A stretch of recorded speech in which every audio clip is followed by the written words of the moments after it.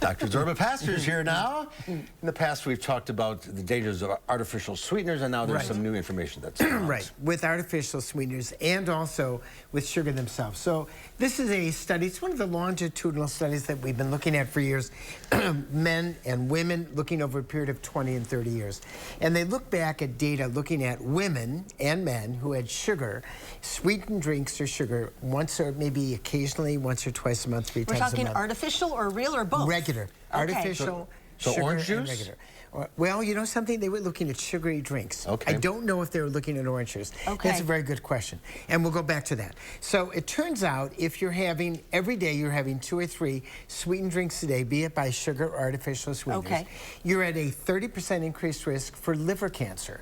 Now, liver cancer is not that common, but if it affects you, of course, it's very important. It's bad. And we know that sugary drinks themselves lead to obesity, and we know that obesity leads to cirrhosis called non-alcoholic cirrhosis.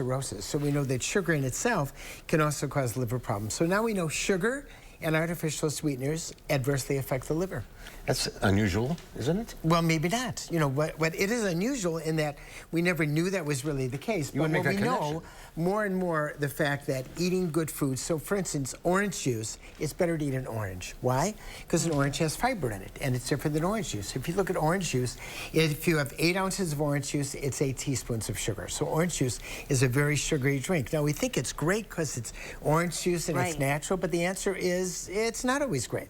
So I think it reminds us also, we're made to drink water. I mean, that's kind of what our body is naturally accustomed to. And anytime we drink anything that's sugary, be it artificial or regular sugar, we run a risk.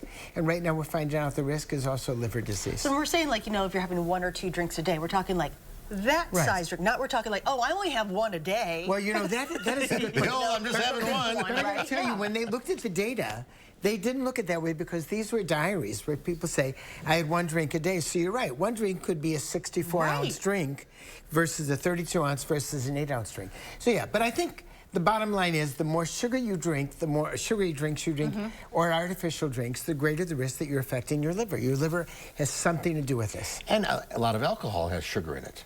So Yes, it's a double alcohol, whammy. sugar, Double whammy. Right, so if you're having a rum and Coke, that's a double whammy, right.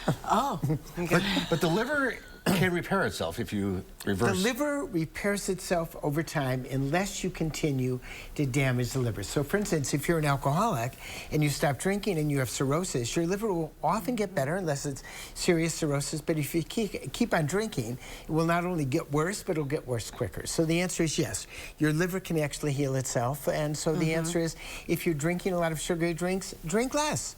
Cut it down. Don't have that 32, 64, 120-ounce Slurpee that you can get at Quick Trip for not very much money at all. So be mindful, make good choices. Make good choices. And once again, if you're going to have orange juice, have an orange instead. Really? Yes. Okay. Never thought of that. All right. Now, quick question. Yes. Been hearing some stuff about COVID. Yes. What yeah. is well? There's new on, but is it still once the again, Omicron family? once again, COVID we know is it's always going to be with us through the rest of our lives.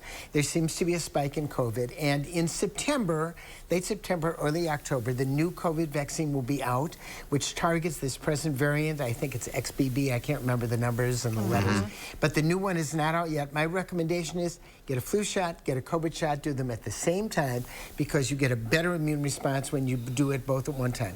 And yes, you might have a little soreness in both arms, but you know what? Better than getting the disease. But wait for the new vaccine? I would wait for the new vaccine. Okay. Yes. Okay. All right, Zorba, thank you. My Thank pleasure. you. See you next week.